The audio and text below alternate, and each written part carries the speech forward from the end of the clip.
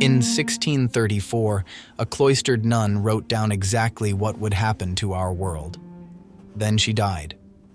But when they opened her tomb nearly 300 years later, her body was still intact, flexible, as if she were only sleeping. And the words she had left behind were coming true one by one, before everyone's eyes. She had foretold events that have truly come to pass and that concern our own time. Yet today, almost no Catholic has ever heard of her. And the most unsettling part is that the last prophecy has not yet been fulfilled. Almost 4 centuries ago, in the secrecy of a cloistered convent in Quito, Ecuador, the Virgin Mary appeared to a Conceptionist nun, Mother Mariana de Jesús Torres, describing with precision the course of the centuries to come, in particular the 20th and the 21st. These were not vague or purely symbolic warnings, but precise historical details that today are coming true before our very eyes.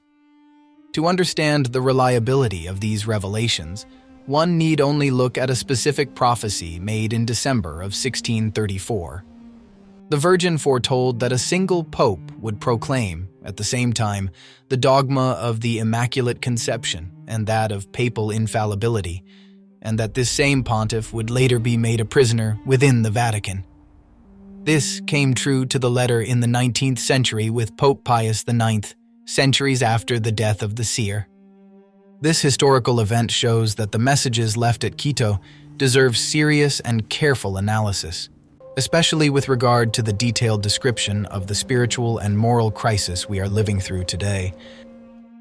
Mother Mariana de Jesús Torres was born in Spain in 1563 and moved to Ecuador while still very young to found the monastery of the Royal Conceptionists. According to the historical archives of the diocese and of the convent, her earthly life was marked by unique mystical phenomena, extensively documented. The most extraordinary fact handed down by the chronicles of the monastery concerns her biological death, which occurred, according to those accounts, 3 times before her final passing in 1635. The first death is said to have taken place in 1582, caused by a severe illness that broke her frail constitution. While her fellow sisters wept over her lifeless body, the soul of Mother Mariana found herself before the divine tribunal. In that moment, she was shown 2 paths: to enter at once into the glory of heaven, or to accept a return to earth to be consumed as a victim of expiation for the sins of the 20th century. Mother Mariana saw the modern offenses against God and chose to renounce immediate beatitude. She returned to life to offer 50 years of hidden suffering for our generation. This mystical bond between her sufferings of the 17th century and our own age forms the deepest core of all the messages that followed. And there is a detail that, to this day, no one has been able to fully explain. In 1906, during renovation work on the monastery, her tomb was opened. Her body was found perfectly incorrupt and flexible after nearly 3 centuries, as a physical and concrete testimony of her extraordinary mission.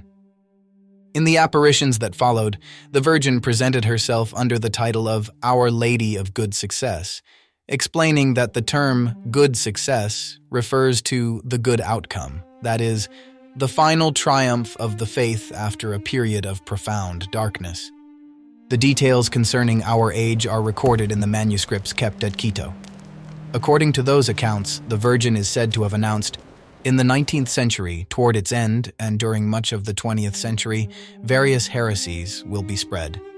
With the spread and dominance of these heresies, the precious light of the faith will gradually be extinguished until there is an almost total corruption of morals.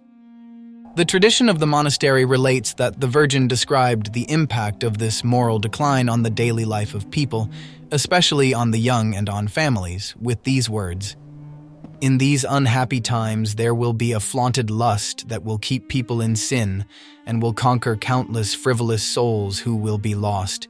Innocence will scarcely be found in children, nor modesty in women." Alongside the crisis of morals, the accounts point to a crucial factor that would accelerate this decline: the lack of firmness on the part of spiritual leaders. The words handed down are severe and clear. In the supreme moment of the Church's need, those who ought to speak will remain silent. This silence and the tolerance of error would leave the faithful without a sure guide in an age of extreme confusion. According to the messages of Quito, the action of the forces opposed to God would concentrate on the destruction of the sacraments, the channels of divine grace. In particular, the sacrament of matrimony would be the chief target of a systematic attack. Civil laws would make the separation of families easier, emptying the marriage bond of its meaning and leaving children defenseless before the influences of the world. At the same time, the crisis would strike the priesthood. The accounts report that Our Lady foretold a drastic decline in religious vocations, due to the loss of the spirit of sacrifice and of prayer in convents and seminaries.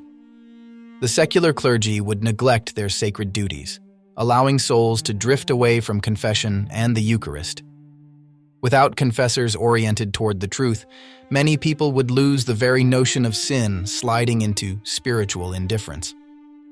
On the night of February 2nd, 1634, while Mother Mariana was in prayer at midnight before the Blessed Sacrament, the central event of the entire revelation took place.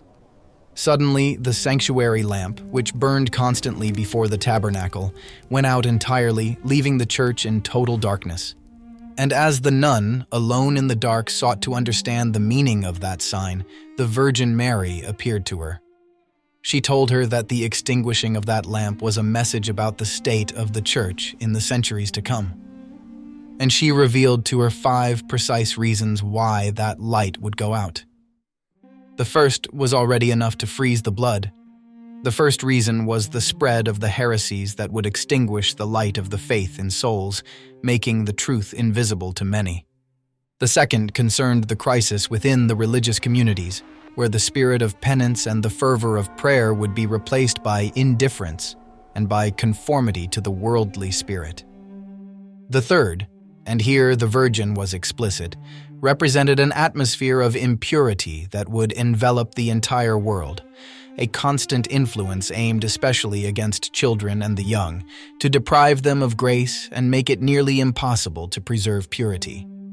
The fourth was even more direct, an attack on childhood through education. The Virgin warned that the forces opposed to the faith would seek to control the teaching of children in order to uproot the presence of God from the earliest years of life. And the fifth reason is perhaps the one that concerns us most closely: the apathy and indifference of those who, though possessing the means to defend the faith and support the righteous, would remain silent spectators of the advance of evil. 5 reasons, written in 1634. Each of us can judge for ourselves how many of them have come true. To offer a concrete sign of consolation to the faithful of that difficult age, the Virgin ordered Mother Mariana to have a statue carved depicting her, with the child Jesus on her left arm and a crozier in her right hand, indicating that she herself would govern and protect that monastery and the faith in times of storm. The task of carving the wood was entrusted to a well-known artist of the time, Francisco del Castillo. However, according to the chronicle of the convent, before the sculptor could complete the face of the Virgin, a miraculous event took place. At dawn, on January 16, 1611, the sisters entered the church for morning prayer and heard a heavenly song. The chapel was filled with an intense light. The archangels Michael, Gabriel, and Raphael, together with choirs of angels, were completing the face of the statue, infusing it with a majesty and a beauty impossible for a human being to replicate. Upon his arrival, the sculptor recognized the prodigy and declared under oath that the work was not the work of his hands. The statue is still kept today in the convent of Quito, a constant destination of prayer. The messages of Quito were not given to produce resignation or fear, but to offer an unshakable certainty. The Virgin knew that many Catholics would feel lost before the apparent defeat of the truth. For this reason, she left a solemn promise, indicating that the restoration will begin precisely when the situation seems utterly without hope. The words handed down at Quito clearly point to this turning point. When it seems that evil has triumphed and that the faith is almost entirely extinguished, then my hour will come. In a marvelous way, I will destroy the pride of Satan, placing him beneath my feet, chaining him in the deep abyss, and finally freeing the church and the homeland from his cruel tyranny. This restoration, however, requires our participation through persevering prayer and the offering of our daily faithfulness in the silence of our lives. Every small act of faith performed today helps to prepare that triumph. The apparitions of Quito remind us that the course of history does not belong to the forces of this world, but responds to a precise providential design. In the face of the difficulties of our time, the Christian's response is not fear, but firmness in the faith and unity in prayer. To unite our spiritual intentions in one single voice, we invite you to write in the comments this short invocation, to ask for the Virgin's protection over our families and over the Church. Our Lady of Good Success, keep my faith. May the Lord bless us all.